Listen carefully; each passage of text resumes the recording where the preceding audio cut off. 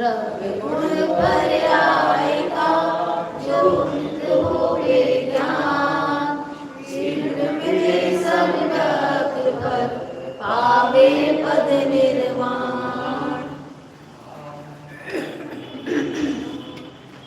चार अभाव का प्रकरण चल रहा है, जिसके अंतर्गत अभाव किसे कहते हैं इसकी चर्चा हमने की है। अभाव किसे कहते हैं इसकी चर्चा हमने की है। एक वस्तु में अन्य वस्तु की अविद्यमानता को ही अभाव कहते हैं। किसी वस्तु का ना होना, इसको अभाव नहीं कहा गया है। किसी वस्तु में किसी अन्य वस्तु का ना होना, इसे अभाव कहा गया है, क्योंकि ऐसी कोई भी पदार्थ, ऐसा कोई भी पदार्थ इस संसार में नहीं है जिसका अभाव किया जा सके अस्तित्व गुण के कारण। क्योंकि प्रत्येक द्रव्य में अस्तित्व गुण है, जिसके कारण उनका भाव निरंतर बना रहेगा, सदा काल बना रहेगा।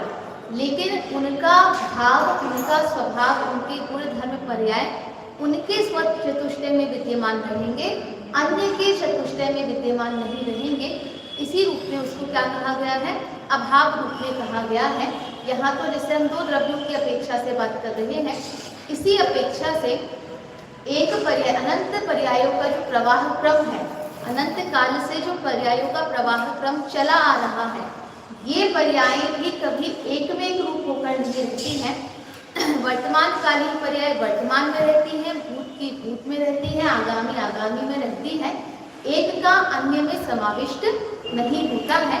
ये भी हमने अभाव के माध्यम से समझा है। चार प्रकार के अभाव हैं: प्राग भाव, प्रध्वंसा भाव, अन्योन्या भाव और अत्यंता भाव। कल हमने अन्योन्या भाव की चर्चा हमने की थी।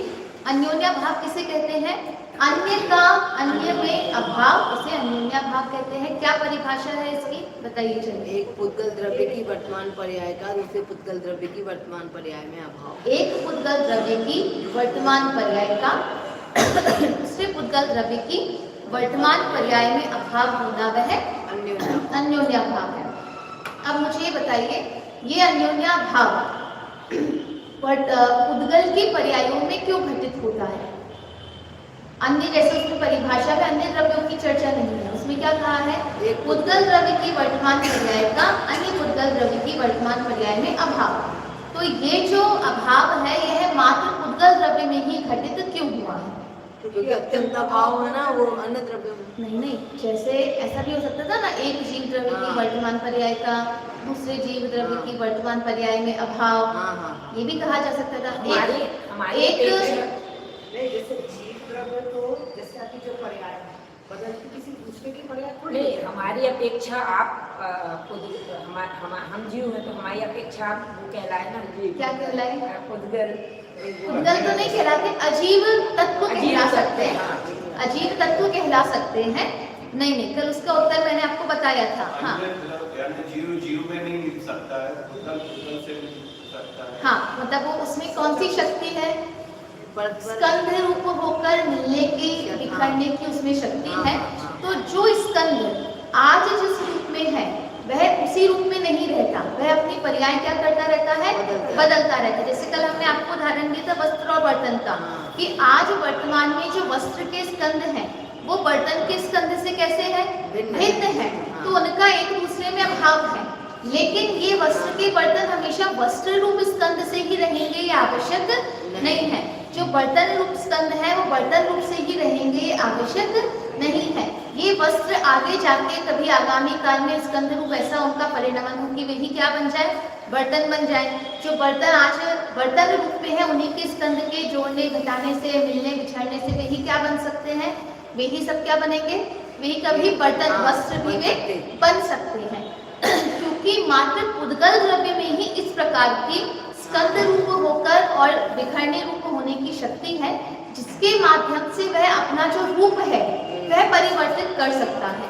जैसे जीव द्रव्य इत्यादि है, वो इस प्रकार का परिवर्तन नहीं कर सकते कि आज तो जीव द्रव्य के किसी रूप में है और आगे जाकर उनका स्कंद, क्योंकि स्कंद का मिलना बिछोड़ना रूप उनका कार्य नहीं होता है, अन्य भी किसी द्रव्य में नहीं होता है। अच्छा, धर्म द्रव्य के लिए कह सकते हैं क्या कि धर्म द्रव्य की धर्म द्रव्य के वर्तमान पर्याय का अन्य धर्म द्रव्य के वर्तमान पर्याय में अभाव। नहीं बोल स्कंध वाले लॉजिक के अलावा इसमें रीजन दीजिए। क्योंकि उनकी तो शुद्ध ही पर्याय है ना, कभी अशुद्ध होती नहीं है। हाँ ये तो ठीक है, ये हो गया। और वो अचल है। नहीं नहीं, दोनों के कार्य ही अलग-अलग है ना। एक का जैसे नहीं, धर्म द्रव्य की एक धर्म द्रव्य की वर्तमान पर्याय का दूसरे धर्म द्रव्य की वर्तमान पर्याय में अभाव। उनका अलग अलग करने का मतलब क्योंकि ही धर्म द्रव्य तो एक ही है, एक द्रव्य। ठीक है। तो वहाँ पे तो ये बात ही लागू नहीं होगी, क्योंकि धर्म अधर्म आकाश तो कैसे है, एक ही द्रव्य है। अगर हम संख्या अपेक्षा से देखें तो एकमात्र पुद्गल जीव और काल ही है जो एक से अधिक संख्या वाले हैं। तो उसमें भी मात्र पुद्गल द्रव्य में ही इसलिए लग रहा है क्योंकि उनमें क्या है, स्कंद रूप होने की उनमें शक्ति होती है। स्कंद रूप होकर नया रूप बनाने की शक्ति है, स्कंद को बिखरने पर अन्य रूप बनाने की भी उनमें शक्ति होती है। इसलिए अन्योन्या भाव में पुद्गल द्रव्य की मुख्यता से कहते हैं एक पुद्गल द्रव्य की वर्तमान पर्याय का अन्य पुद्गल द्रव्य की वर्तमान पर्याय में अभाव।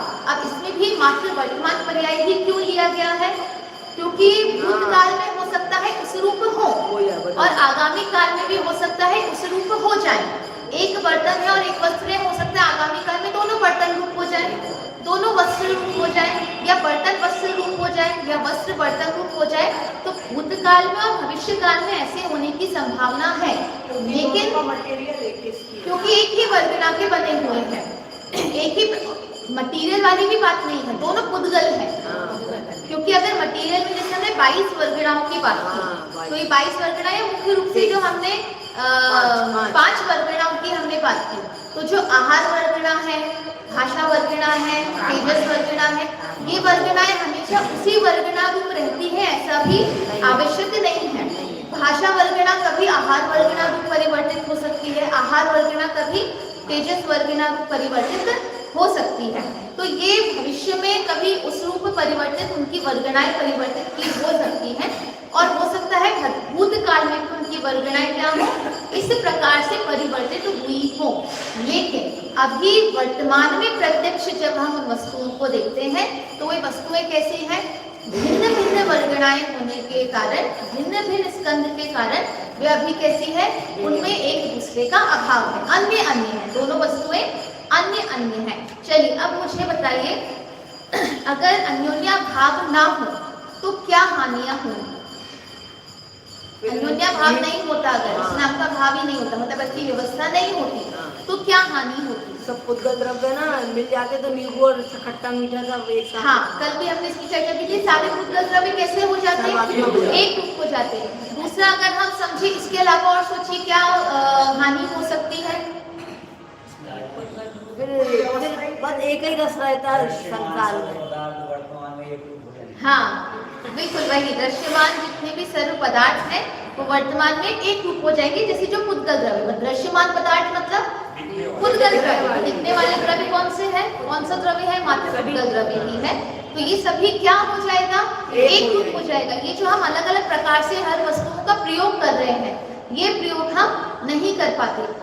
मतलब वस्त्र और बर्तन में ही डिफरेंस नहीं है, बर्तनों में भी डिफरेंस है कि बर्तन भी एक प्रकार के नहीं है, बर्तन भी कैसे हैं, भिन्न भिन्न प्रकार के हैं। तभी तो हम जिसे कहते हैं ना, जो काम कैंची कर सकती है वो सुई नहीं कर सकती, जो सुई कर सकती है वो कैंची नहीं कर सकती। दोनों के काम कैसे हैं, भिन्न भिन्न है। जहाँ जोड़ने का काम है वो, जबकि दोनों का मटेरियल क्या है, एक स्टील की बनी रहती है ना, सुई भी हमारी इसी की रहती, लोहे की, और जो कैंची है मान लो वो भी बनी हुई है। तो दोनों का रॉ मटेरियल भी सेम है, लेकिन फिर भी दोनों का कार्य कैसा है, अलग अलग है। अगर अन्योन्या भाव ना हो तो हम जो बर्तन जमाते हैं, जब खोल के देखेंगे तो सारे कैसे हो जाएंगे, एक रूप हो जाएंगे। जो हम एक ही पदार्थ के 4 प्रकार के व्यंजन इत्यादि बनाते हैं, अगर उनको हम देखेंगे तो कैसे हो जाएंगे, एक में हो जाएंगे। चलिए ये तो हमारी सामान्य बात है। इसके अलावा और क्या हानि हो सकती है अगर अन्योन्या भाव ना हो? देखिए, ये हमारी जो कर्म व्यवस्था है ना, ये पूरी बिगड़ जाएगी। क्यों बिगड़ जाएगी? कार्माण वर्गणा। हाँ। तो कार्माण वर्गणा भी कैसी है कि कार्माण वर्गणा भी 8 रूप में बनती है, हाँ। ज्ञानावरण आदि के रूप में, घाती अघाती के रूप में। ये सभी कैसी हो जाएंगी? एक हो जाएंगी। एक में एक हो जाएंगे। तो जीव का जो संसार परिभ्रमण है वो भी क्या हो जाएगा? वह भी पूरा उथल पुथल हो जाएगा, हम कहेंगे, क्योंकि किस अपेक्षा से उसके कर्मों का उदय आएगा, क्योंकि सारे कर्म तो कैसे हो गए हैं? एक रूप हो गए हैं। मान लीजिए आपने थोड़ा सा पुण्य कर्म कमाया था और पाप कर्म बहुत कमाया था, लेकिन वो एक में एक होकर मान लो पुण्य कर्म हो गया, तो आप बोलेंगे ये तो मजेदार बात हो गई, अच्छा हो गया। लेकिन इसी का उल्टा कर दे तो कि पुण्य बहुत सारा कमाया था और पाप थोड़ा सा कमाया, लेकिन अन्योन्य भाव के कारण वो सारी कार्माण वर्गणाएं कैसी हो गई? एक रूप हो गई, तो सारी पाप रूप हो गई। तो ये जो कर्म व्यवस्था है ये भी हमारी विघटित हो जाएगी, इसमें भी हमारी जो दोष है वह आएगा और उसके कारण संसार में दोष आएगा। और अगर संसार में दोष आएगा तो मोक्ष की भी प्राप्ति होना संभव नहीं है, क्योंकि कर्मों का नष्ट होना ही क्या है? मोक्ष है। कर्मों से मुक्त होना ही मोक्ष है। अब मान लीजिए ज्ञानावरण, दर्शनावरण इत्यादि कर्म जो है उनकी, जिसे हम घाती अघाती कर्म में कहते हैं कि किसी जीव ने सम्यक को प्राप्त करके इनका तो अघाती कर्मों का नाश कर दिया, ठीक है, या घाती कर्म थोड़े से ही बचे थे और उनका नाश करने वाला था, और आयु इत्यादि कर्म उसकी बहुत शेष बची थी, तो आयु कर्म क्या हो गई? इनके साथ एक में हो गए। तो जो भी सम्यक धारण किया था वो भी हमारा क्या हो गया? व्यर्थ चला गया। तो इसलिए संसार, मोक्ष, ये सारी जो व्यवस्थाएं हैं, ये सारी ही व्यवस्थाएं हमारी विघटित हो जाएंगी अगर अन्योन्या भाव को नहीं माना जाएगा। तो अन्योन्या भाव के माध्यम से मात्र उद्गल जो पर्याय हैं उनका ही ज्ञान हमें नहीं होता, मतलब मात्र उद्गल की व्यवस्था ही कार्यकारी नहीं हो रही है, अपितु संपूर्ण लोक की जो व्यवस्था है वह भी उसी पर ही आधारित है कि जो वर्तमान पर्याय है वो दूसरी वर्तमान पर्यायों में क्या हो रही है? उनका अन्योन्या भाव है, उनका एक दूसरे के अंदर उनका अभाव होता है। और दूसरी बात हमने एक और बताई थी कि अगर हम अन्योन्या भाव, अच्छा अन्योन्या भाव को समझने से क्या लाभ है ये बताइए। अन्योन्या भाव को समझने से क्या लाभ है? जैसे हमने अन्योन्या भाव समझा तो क्या हमको क्या मिला समझने से? हाँ, कारण कार्य की भूल मिटी। हाँ, ये भी बहुत अच्छा उदाहरण उत्तर है, हो सकता है कि हमें लगता है कि एक अन्य पुद्गल का जो परिणमन है वो दूसरे पुद्गल के परिणमन में कारण बन रहा है, लेकिन इससे हम समझ सकते हैं कि नहीं, जो वस्तु जो पुद्गल स्कंद अभी वर्तमान में है वही उसका कारण है, वही उसका कार्य परिणमन करता है। अन्य पुद्गल द्रव्य उसके कारण कार्य में सहायक नहीं होता है। निमित्त नैमित्तिक हो सकता है, निमित्त कारण हो सकता है, उपादान कारण वह नहीं हो सकता है। और बताइए, जब पुद्गल द्रव्य की पर्याय एक दूसरे से नहीं मिल रही हैं तो हम तो जीव द्रव्य, हमसे तो हाँ बहुत अच्छे, जब पुद्गल द्रव्य की एक ही जाति होने पर वो एक दूसरे से नहीं मिल रही है या एक दूसरे का कार्य करने में संभव नहीं है, तो फिर हम जीव द्रव्य जो है उनके लिए वह पुद्गल द्रव्य कैसे सहायक हो सकता है, कार्यकारी कैसे हो सकता है? मतलब हम भी एक में, जब एक ही पुद्गल द्रव्य एक में एक नहीं हो पा रहा है तो अन्य अन्य जो द्रव्य है वो एक में एक नहीं हो सकते और ना ही वह हमारा कार्य भी करने में सक्षम है। और बताइए, जीव और पुद्गल भी एक नहीं हो सकते हैं, और जो हमारी भूल है, बिल्कुल। और हम जो शरीर के लिए जितने भी हम कार्य कर रहे हैं वो सारे हमारे क्या है? विफल है। शरीर को पुष्ट करने के लिए, उसको निरोगी करने के लिए, उसको खिलाने पिलाने के लिए जो भी कार्य हम कर रहे हैं वे सारे हमारे व्यर्थ हैं, क्योंकि अन्य पुद्गल पर्याय भी इस शरीर रूप पुद्गल पर्याय का कुछ भी करने में समर्थ नहीं है। ठीक है, और कुछ है?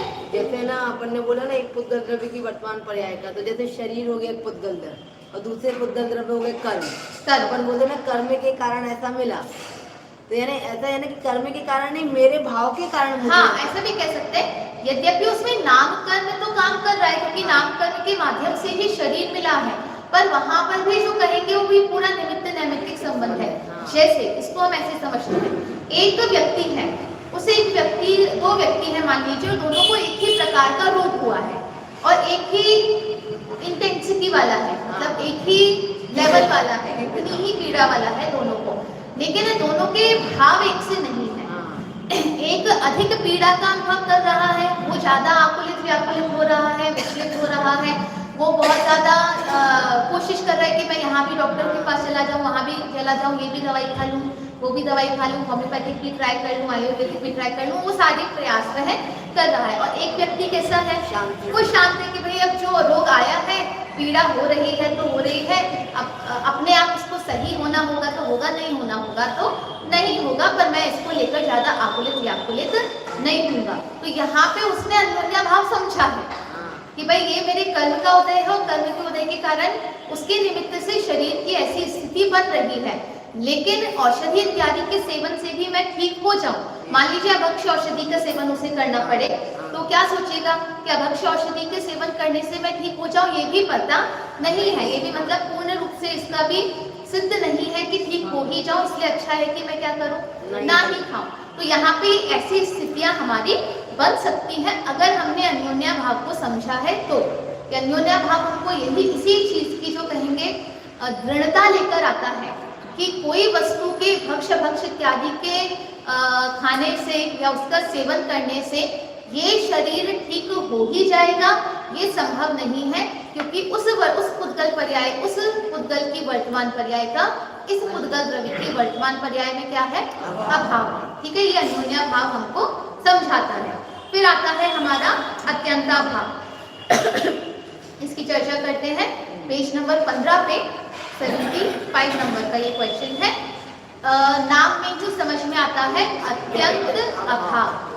अत्यंत का मतलब होता है सर्वथा, सदा काल, सर्व क्षेत्र, सर्वकाल, सर्वभाव से अभाव होना, पूर्णतया अभाव होना, सर्वथा अभाव होना, इसका नाम क्या है, अत्यंता भाव है। अब यहाँ पे कहते हैं कि ये जो अन्योन्या भाव है उसमें अत्यंता भाव नहीं है क्या, क्योंकि वो सर्वथा अभाव नहीं है, क्योंकि अभी हमने बात की ना, वही पुद्गल द्रव्य आगामी काल में क्या हो सकता है, उस रूप एक में हो सकता है। तो अभी वर्तमान में तो अभाव है, लेकिन सदा काल अभाव वो ये आवश्यक नहीं है, इसलिए उसमें अत्यंता भाव हम नहीं मानेंगे। अच्छा, प्रागभाव प्रध्वंसा भाव में अत्यंता भाव है क्या, नहीं, वो पर्याय में लग रहा है, ये हाँ बिल्कुल, वो पर्यायों की अपेक्षा लग रहा है, लेकिन जो भूतकाल की पर्याय है और वर्तमान की पर्याय है उनका क्षेत्र एक हो सकता है, उनका काल भी किसी अपेक्षा से एक हो सकता है, क्योंकि आज की जो वर्तमान पर्याय है वो जाके किसमें मिल रही है, द्रव्य में, भूतकाल में मिल रही है। मतलब जिस भूतकाल से अभी उसका अभाव था, जिस वर्तमान पर्याय का अभी वर्तमान में भूतकाल की पर्यायों से अभाव था, एक समय बाद भी क्या हुआ, वही वर्तमान पर्याय किसमें सम्मिलित हो गई, भूत में हो गई। तो सर्वथा तो अभाव उसका नहीं हुआ, वो जाकर वह भी क्या बन गई है, भूत बन गई है, मतलब भूतकाल की पर्याय बन गई है। या फिर हम कहेंगे यद्यपि भविष्य की तो नहीं बनती है, भूतकाल में ही वह परिवर्तित वह होती है। आगे आने वाली भी जो पर्याय है वो भी किसमें परिवर्तित होंगी, पहले तो वर्तमान में होंगी, हाँ, फिर भूत में होंगी। इसका मतलब इनमें सर्वथा अभाव नहीं है, क्योंकि अगर इनमें सर्वथा अभाव माना जाएगा तो क्या होगा कि वो जो वस्तुएं हैं वो उतने रूप की हो जाएंगी, उनमें भेद पड़ जाएगा, पर्याय की अपेक्षा से क्या हो जाएगा, भेद पड़ जाएगा। हाँ, मतलब अगर कोई बच्चा 10 वर्ष का है तो उसकी 10 पर्यायों में अगर भेद मान लिया, सर्वथा अभाव मान लिया, तो 10 बच्चे हो जाएंगे, एक वर्ष वाले, है ना। लेकिन उनमें वैसा अत्यंत अभाव नहीं है, वैसा सर्वथा पूर्णतया अभाव नहीं है। मात्र यह बताने के लिए कि वर्तमान पर्याय भूतकाल में नहीं है और वह वर्तमान पर्याय भविष्य काल में भी नहीं है, ये समझाने के लिए तो प्राग भाव है और प्रध्वंसा भाव है, लेकिन उनमें सर्वथा अभाव नहीं है। उनमें इसलिए तो धारा प्रवाह एक प्रवाह क्रम में चली आ रही है ना, और उनमें कहीं खंड खंड भी नहीं है, उन पर्यायों के प्रवाह क्रम में कोई खंड नहीं है और वो एक में को हो भी रही है। वर्तमान भूत रूप हो रही है, भविष्य भी वर्तमान रूप हो रही है और आगे जाके भूत रूप है हो जाएगी। लेकिन छह जो द्रव्य है उनमें कैसा अभाव है, अत्यंत अभाव है, उनमें सर्वथा पूर्णतया उनके अंदर में अभाव है, क्योंकि ना तो वे कभी भूतकाल में एक थी, ना वर्तमान में एक हो सकती है और ना ही भविष्य में जाकर कभी एक में होंगी, ना द्रव्य की अपेक्षा से, ना क्षेत्र की अपेक्षा से, ना काल की अपेक्षा से और ना ही भाव की अपेक्षा से। अब हम कहेंगे कि जैसे जब जीव और शरीर एक क्षेत्र अवगाह रूप से रहते हैं, तो नाम ही क्या है? एक क्षेत्र अवगाह। तो एक क्षेत्र अवगाह में वो क्षेत्र की अपेक्षा से तो क्या हो गए हैं? एक हो गए हैं। तो यहाँ पे द्रव्य क्षेत्र काल भाव की अपेक्षा से अत्यंता भाव कैसे हुआ, बताइए। उनने अपने अपने गुण नहीं छोड़े ना, जीव हाँ, अगर और- एक ही क्षेत्र में हो गए, हाँ, एक क्षेत्र में हो गए, लेकिन लेकिन मिल भी नहीं गए। हाँ, एक क्षेत्र होने पर भी वो क्या हुआ है? मिले नहीं है। वो मिले नहीं है, वो एक में एक नहीं हुए हैं। कि जैसे अगर हमने दूध मिला दिया, ठीक है, तो दूध में दूध मिलाए तो दूध ही दोनों एक में हो गए हैं, मतलब पूरा जो दूध है वो एक रूप हो गया है। लेकिन दूध में पानी भी मिलाएंगे तो एक रूप नहीं होगा, दूध में शक्कर भी मिलाएंगे तो वो एक रूप नहीं होंगी, जबकि दोनों क्या है? पुद्गल है। ये हो गया हमारा अन्योन्याभाव कि दोनों की पुद्गल द्रव्य की पर्याय भिन्न भिन्न है। जैसे हम उदाहरण दें, अगर दूध और शक्कर की वर्तमान की पर्याय अगर अन्योन्य भाव के माध्यम से भिन्न भिन्न ना हो, तो शक्कर कितनी भी डाल दोगे आपका दूध क्या नहीं होगा? मीठा नहीं होगा। या फिर हो सकता है शक्कर डालिए पूरा दूध क्या हो गया? मीठा हो शक्कर बन गया। हाँ, मीठा नहीं हो गया, शक्कर ही बन गया। लेकिन अन्योन्य भाव यही समझाता है कि जो दूध है उसकी वर्तमान पर्याय और शक्कर की जो वर्तमान पर्याय है वो कैसी है? भिन्न भिन्न है। यद्यपि वो एक में एक होकर दिख रही है, लेकिन जब हम स्वाद लेंगे तो दोनों का स्वाद हमको भिन्न भिन्न दिखाई देगा। वो शिकंजी में 4-5 प्रकार की वस्तुएं मिल रही हैं, वो सारी एक में एक हो चुकी हैं, पूरे तरीके से एक रूप मिल चुकी हैं, लेकिन फिर भी उनका स्वाद कैसा आ रहा है? अलग अलग आ रहा है। किसके कारण? अन्योन्या भाव के कारण, ठीक है। और अत्यंता भाव भी इसी प्रकार से कहता है कि जो 6 द्रव्य है, एक ही क्षेत्र में 6 द्रव्य है, एक ही क्षेत्र अगर हम लें तो उसमें जीव भी है, उद्गल भी है, धर्म भी है, अधर्म भी है, आकाश भी है, काल भी है। लेकिन इतना होने पर भी वो क्या नहीं हो रहे हैं? एक में एक नहीं हो रहे। एक में एक होने का मतलब है इनके गुण दूसरे गुण रूप नहीं हो रहे, दूसरे गुण अन्य द्रव्य के गुण रूप नहीं हो रहे हैं, सभी मिलकर एक द्रव्य रूप नहीं हो रहे हैं, भिन्न द्रव्य रूप नहीं हो रहे हैं। इसी का मतलब है कि वो कैसे है? उनमें अत्यंत अभाव है, उनमें सर्वथा पूर्णतया अभाव है। देखिए इसकी परिभाषा देखते हैं। एक द्रव्य में दूसरे द्रव्य का जो अभाव होता है उसे अत्यंताभाव कहते हैं, सर्वथा अभाव होता है। अब मुझे बताइए, अत्यंताभाव नहीं होगा तो क्या दिक्कत होगी, क्या हानि हो जाएगी? 6 द्रव्य नहीं रहेंगे ना, 6 द्रव्य की व्यवस्था नहीं विश्व होगी, ही लोक नहीं नहीं बनेगा। होगा, विश्व नहीं होगा। ये जो भी व्यवस्थाएं हमारी चल रही है सारी हमारी खराब हो जाएंगी, नष्ट हो जाएंगी, व्यवस्था ही नहीं बनेगी, व्यवस्था नाम ही नहीं बन पाएगा। चलिए और बताइए। जीव और पुद्गल चल ही नहीं पाएंगे। जीव और पुद्गल चल ही नहीं पाएंगे। नहीं, जीव और पुद्गल वो भी सही है, जीव पुद्गल चल नहीं पाएंगे कि धर्म तो अधर्म रूप हो गया है। तो एक शरीर एक क्षेत्र। हाँ, ये जो सुख और दुख का जो हमारा संसार है, यह भी हमारा किसी भी, देखिए अगर लोक नहीं होगा तो तो कुछ ही सिद्ध नहीं दशा होगा। भी नहीं होगी, क्योंकि लोक है या संसार है, इसीलिए सिद्ध पना है या मुक्ति है, क्योंकि किसी के बंधन के अभाव का नाम ही मुक्ति है। अगर बंधन ना हो तो मुक्त किस चीज से हुआ जा सकता है? तो ना तो संसार व्यवस्था बनेगी ना मुक्त अवस्था बनेगी, ये लोक व्यवस्था विश्व व्यवस्था पूरी तरीके से हमारी विघटित हो जाएगी। अब मुझे बताइए, एक द्रव्य का जो दूसरे द्रव्य में अभाव हुआ है, तो एक तो अभाव धर्म के कारण हुआ ही है, अन्य कौन सी शक्ति काम कर रही है जिसके कारण?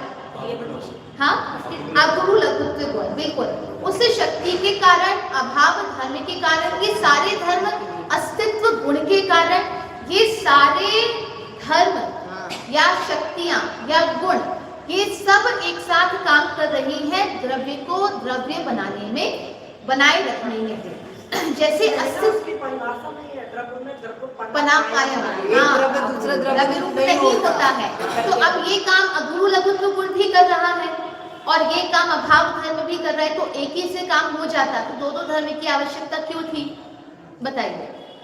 अगुरु लघुत्व गुण के कारण भी तो एक द्रव्य दूसरे द्रव्य रूप नहीं हो रहा है, और अत्यंत भाव के कारण भी यही है ना कि एक द्रव्य दूसरे द्रव्य रूप नहीं हो रहा। तो अकेले अगुरु लघुत्व शक्ति से ही काम हो रहा था, तो अभाव नाम की शक्ति की क्या जरूरत थी? मतलब अत्यंत भाव वाली अभाव शक्ति ये शक्ति है जब भी तो अभाव है ना, वो शक्ति है, इसीलिए अभाव अभाव है। है। देखिए यहाँ पर इसी उस दिन भी हमने बात की थी, अभाव में कुछ काम नहीं हो रहा है, और जो काम नहीं हो रहा है इसी का नाम क्या है? अभाव है। अगुरु लघुत्व गुण जो है वो मिलने नहीं दे रहे हैं, ठीक है, वो तो ये काम कर रहे हैं कि वो मिले नहीं, और ये जो नहीं मिले हैं इसी का नाम क्या है? अभाव है। अगुरु लघुत्व काम कर रहा है अपने गुणों को जोड़े रखने में, और साथ में अस्तित्व गुण भी काम कर रहा है उसकी सत्ता बनाए रखने में। अगर अस्तित्व गुण भी नहीं होगा तो क्या होगा? इसी के कारण तो उसकी सत्ता नष्ट नहीं हो रही है, और सत्ता नष्ट भी नहीं हो रही है और अन्य सत्ता रूप भी नहीं हो रही है, क्योंकि अगर एक धर्म का, एक द्रव्य की सत्ता इस सत्ता को छोड़कर अन्य सत्ता रूप हुई तो इस सत्ता का क्या हो गया? नाश हो गया। लेकिन अस्तित्व गुण क्या कह रहा है कि जैसा द्रव्य है उसकी सत्ता का नाश कभी भी नहीं होता है। जैसे हम कहें जो व्हील्स होते हैं, पहिए होते हैं, तो पहिए के माध्यम से गाड़ी चलती है, लेकिन एक ही पहिए से नहीं चलती। अगर 4 व्हीलर चलाना है तो कितने चाहिए हैं? 4 चाहिए हैं। 2 व्हीलर चलाना है तो कितने चाहिए हैं? 2 चाहिए हैं। टैक्सी चलानी है तो कितने चाहिए हैं? 3 चाहिए। अब आप बोलोगे भाई उसका काम घूमने का है, आगे ले जाने का, तो एक ही से भी काम चल जाएगा ना, 4 लगाने की आवश्यकता क्यों है? कि नहीं, उसके लिए कितने काम करेंगे? 4 ही करेंगे या 2 ही करेंगे, या जितनी भी जैसी भी होगी उस अपेक्षा से उसका कार्य किया जाएगा। तो यद्यपि इन सभी का कार्य एक समान हमें लग रहा है, लेकिन एक समान नहीं है। वास्तव में सारे गुण धर्म शक्ति का काम ही यही है कि द्रव्य को द्रव्य बना के रखें। अगर एक भी गुण शक्ति बाहर गई तो वह जो द्रव्य है वो कैसा हो जाएगा? द्रव्य रूप नहीं रह पाएगा, वह विघटित हो जाएगा। किसी भी एक गुण और शक्ति को भी हम उससे क्या नहीं कर सकते हैं? अलग नहीं किया जा सकता है। किसी भी गुण पर्याय को भी, मतलब मात्र गुणों की बात नहीं है, किसी पर्याय को भी द्रव्य से क्या नहीं किया जा सकता है? अलग उससे नहीं किया जा सकता है।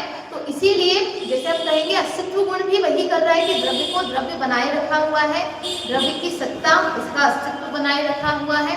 अगुरु लघुत्व गुण भी यही करता है कि वह अन्य गुणों को भी आने नहीं देता है और अपने गुणों को भी बाहर जाने नहीं देता है, और इसीलिए जो द्रव्य है वो वैसा का वैसा द्रव्य रहता है, अन्य द्रव्य रूप परिणमित नहीं होता। और यह जो अन्य द्रव्य रूप परिणमित नहीं हुआ इसी का नाम क्या है? अभाव है। ठीक है, इसी का नाम अत्यंत अभाव है। जैसे हमने उस दिन बात की थी कि एक व्यक्ति है वो आलू प्याज नहीं खा रहा, अभक्ष्य भक्षण नहीं कर रहा, तो अभक्ष्य भक्षण नहीं कर रहा तो क्या कर रहा है? भक्ष्य खा रहा है। हाँ, नहीं, मान लीजिए रात्रि भोजन नहीं कर रहा, ठीक है, तो अब रात्रि भोजन नहीं कर रहा तो क्या कर रहा है? हाँ, दिन में खा रहा है, पर रात्रि भोजन नहीं कर रहा है तो उस समय तो कुछ नहीं कर रहा ना, लेकिन उसका नहीं करना ही उसका क्या है? उसका गुण है, ठीक है, वही उसका गुण है। ऐसे ही अत्यंत अभाव क्या कर रहा है? वो कुछ नहीं कर रहा, वो एक द्रव्य को दूसरे द्रव्य रूप नहीं हो रहे हैं, यही उसका क्या है? यही उसका गुण है, यही उसका काम है। ठीक है, अब हम थोड़ा सा हमारे जो देवागम स्तोत्र में ये 4 अभाव को समझाने के लिए 2-2 लाइन्स में उनको समझाया गया है, उसको भी हम थोड़ा सा पढ़ लेते हैं ताकि हमको उसके माध्यम से भी स्पष्ट हो जाएगा। 1 और 9 नंबर का भी लेना पड़ेगा हमें, जिसमें सामान्य रूप से जो उस दिन हमने जिस छंद की बात की थी, जिसमें सामान्य रूप से 4 अभाव की चर्चा है।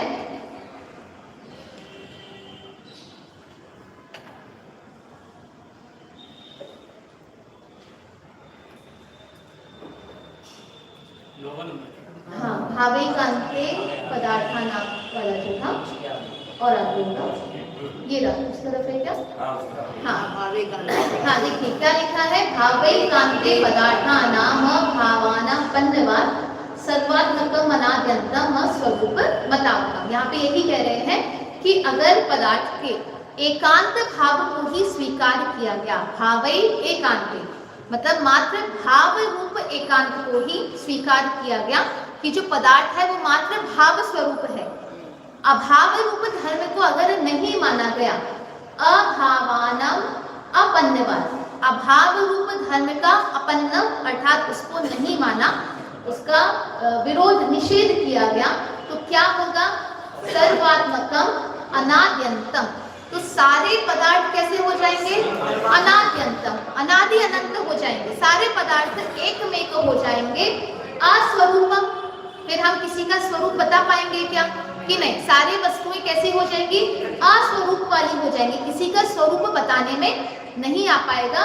अतावकम, और ये आपके मत में नहीं है। आपके मत में ऐसा नहीं है। आपके मत में तो आपने मतलब यहाँ सर्वज्ञ भगवान की सिद्धि की जा रही है, उनकी सर्वज्ञता की सिद्धि है। तो वहां पर कह रहे हैं कि आपके मत में सारे पदार्थों का स्वरूप कैसे बता पाए हैं? क्योंकि हमारे यहाँ पे पदार्थों के स्वरूप में, मतलब हमारे यहाँ पे नहीं, पदार्थ के स्वभाव में, वस्तु व्यवस्था में पदार्थ मात्र भाव रूप नहीं है, अभाव रूप भी है। देखिए उसका अर्थ देखते हैं। हे भगवान, पदार्थों का सर्वथा सद्भाव ही मानने पर अभावों का अभाव मानना होगा। मतलब अभाव नाम का धर्म नहीं मानेंगे अगर, तो क्या होगा? इस प्रकार अभावों को नहीं मानने से सब पदार्थ सर्वात्मक हो जाएंगे। सारे पदार्थ सर्वात्मक हो जाएंगे, और सारे पदार्थ नहीं, सारी पर्याय भी सर्वात्मक हो जाएंगी। मतलब हर वक्त हर प्रकार की पर्याय चलेगी। हर प्रकार की पर्याय एक साथ क्यों नहीं चल पा रही है? अभाव के कारण। वर्तमान की पर्याय भी चल रही है, भूतकाल की अभी क्यों नहीं आ पा रही है? अभाव हो गया है। आगामी पर्याय क्यों नहीं आ पा रही है? अभाव है, क्योंकि उसका अभी। इस प्रकार अभावों को नहीं मानने से सब पदार्थ सर्वात्मक हो जाएंगे। सब पदार्थ मतलब छह द्रव्य भी और पुद्गल भी, मतलब वो तो सब एक में हो ही गए हैं। और प्रागभाव प्रध्वंसा भाव नहीं मानेंगे तो सभी अनादि और अनंत हो जाएंगे, क्योंकि सारी पर्याय कैसी हो जाएंगी? वो भी एक में एक हो जाएंगी। किसी का कोई पृथक स्वरूप ही नहीं रहेगा। हम उनको पृथक पृथक स्वरूप ही उनका नहीं बता पाएंगे, जो कि आपको स्वीकार नहीं है। आपके मत में ऐसा स्वीकृत नहीं है। चलिए अगला देखते हैं।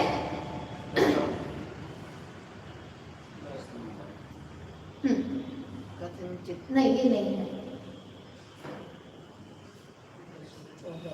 हाँ देखिए, अब यहाँ पे 10वें नंबर में प्रागभाव प्रध्वंस भाव की आ रही है।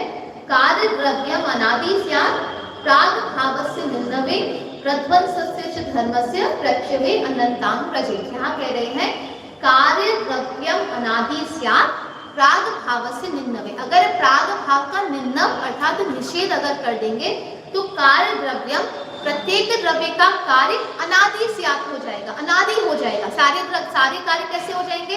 अनादि काल से बन जाएंगे, क्योंकि उनमें चेंज ही नहीं आया है। सारे भूतकाल की पर्याय किस रूप होती जा रही है? वर्तमान रूप होती जा रही है। तो वो जो एक ही कार्य है वो कब से चलता आएगा? अनादि रूप हो जाएगा अगर प्रागभाव का हमने निषेध किया। और प्रध्वंसस्य च धर्मस्य, और प्रध्वंस नाम के अभाव रूप धर्म को भी अगर प्रक्षवे, अगर उसका भी हमने निषेध कर दिया, च्युत कर दिया कि हम प्रध्वंस भाव को भी हम नहीं मानेंगे, तो क्या होगा? अनंताम व्रजेत्। तो कार्य कैसा होगा? अनंत काल तक वैसा ही बना रहेगा, क्योंकि आगामी काल की पर्याय भी किस रूप हो गई है? वर्तमान हो गई। तो नई पर्याय बन ही नहीं पाएंगी। प्राग भाव का अभाव मानने पर समस्त कार्य अर्थात पर्याय अनादि हो जाएंगे। इसी प्रकार प्रध्वंसा भाव नहीं मानने पर भी सभी कार्य अर्थात पर्याय अनंत हो जाएंगे। ठीक है, अब आता है अन्योन्या भाव और अत्यंता भाव। सर्वात्मकम तदेकम स्यात् अन्यापोह व्यतिक्रमे। सर्वात्मकम तत् एकम स्यात्। सर्वात्मक मतलब सारे जो पुद्गल पदार्थ हैं वो कैसे हो जाएंगे? एक रूप हो जाएंगे। कब हो जाएंगे? अन्यापोह व्यतिक्रमे। अन्यापोह मतलब अन्योन्या भाव। इसका नाम अन्यापोह भी आता है, इतरेतर भाव भी आता है, और अन्योन्या भाव तो है ही। तो अन्यापोह व्यतिक्रमे, अगर अन्यापोह अर्थात अन्योन्या भाव को भी व्यतिक्रम, अगर उसको भी हमने नहीं माना, अन्योन्या भाव का व्यतिक्रम करने पर सारे दृश्यमान पदार्थ, सारे उद्गल पदार्थ कैसे हो जाएंगे? एक में हो जाएंगे, क्योंकि हम भिन्नता ही उनमें नहीं कर पाएंगे। अन्यत्र समवायना व्यपदिश्येत सर्वथा। और इसी प्रकार से अगर हमने अत्यंता भाव नहीं माना तो अन्यत्र समवायना, अन्य समवाय रूप से जो द्रव्य है वो विद्यमान नहीं हो पाएंगे। व्यपदिश्येत सर्वथा, सर्वथा त्रिकाल रूप से सारे पदार्थ कैसे हो जाएंगे, एक रूप ही हो जाएंगे। देखिए यदि अन्योन्या भाव को नहीं मानेंगे तो दृश्यमान सर्व पदार्थ वर्तमान में एक रूप हो जाएंगे, और अत्यंत भाव नहीं मानने पर सर्व द्रव्य त्रिकाल एक रूप हो जाने से किसी भी द्रव्य का व्यपदिश्येत अर्थात व्यपदेश कथन नहीं बन सकेगा। इसलिए जैसे भाव भी द्रव्य का स्वरूप है, उसी प्रकार से अभाव भी द्रव्य का स्वरूप है। तो उसमें फिर नीचे वही आया है कि दो दो चीजें कैसे मानेंगे, भाव एकांत भी माने, अभाव एकांत भी माने, भाव और अभाव भी माने। तो फिर वहां पे अनेकांत स्यादवाद की सप्तभंग की चर्चा फिर वहां पे आती है। उसमें बताया कि अभाव नहीं मानेंगे तो क्या दोष आएगा, और भाव नहीं मानेंगे तो क्या दोष आएगा। अभाव एकांत पक्षे भी भावापन्नववादिना बोध वाक्य प्रमाणम न केन साधन दूषणम। यहाँ पे कह रहे हैं अगर भाव को भी नहीं माना, अगर हम कहेंगे कि अभाव ठीक है, हम अभाव ही मान लेते हैं, भाव को नहीं मानेंगे, भाव में तो वैसे ही कुछ नहीं बचेगा, किसी वस्तु को हमने नहीं माना। और क्योंकि यहाँ पे अन्य दर्शनों के साथ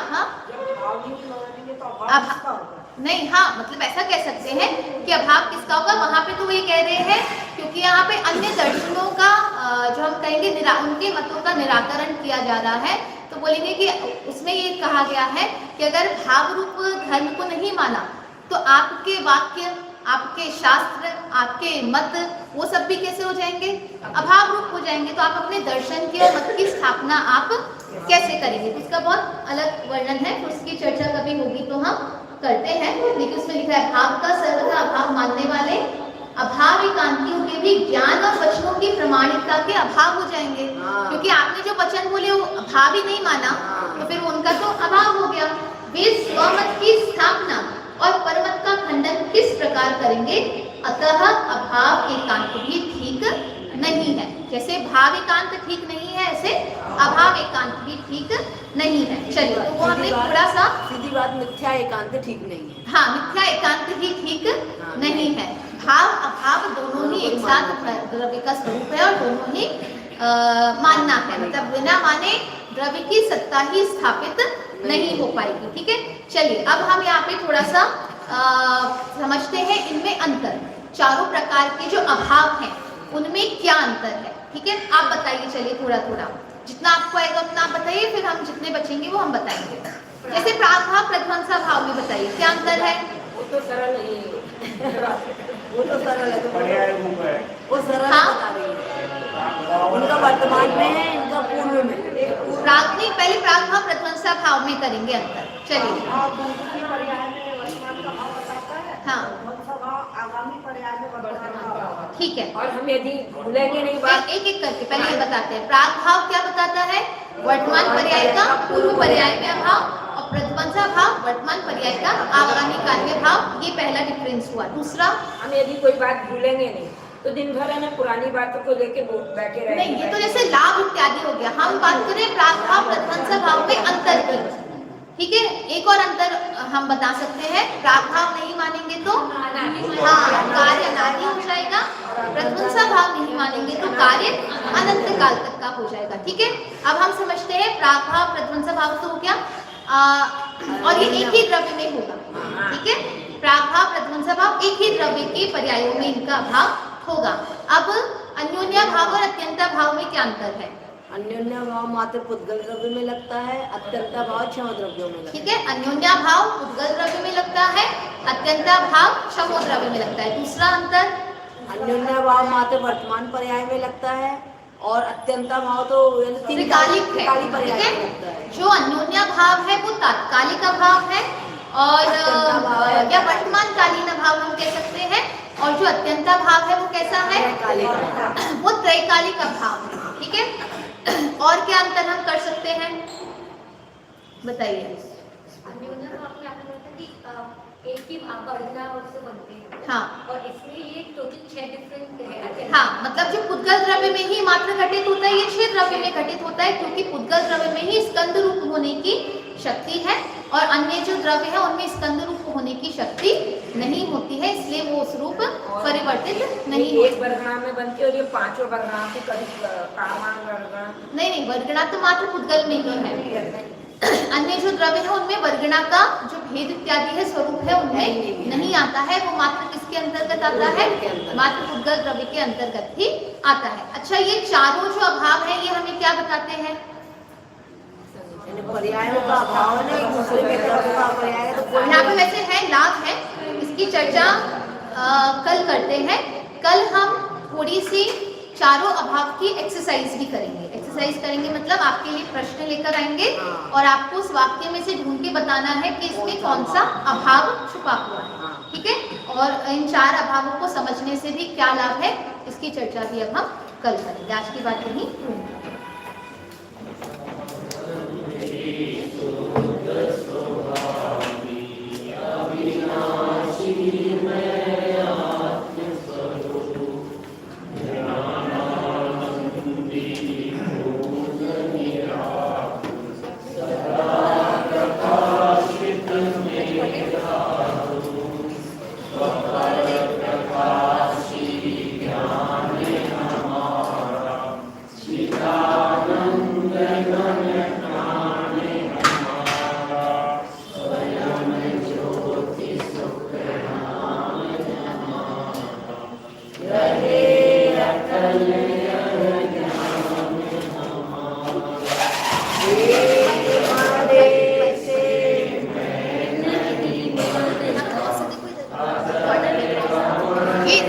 अच्छा।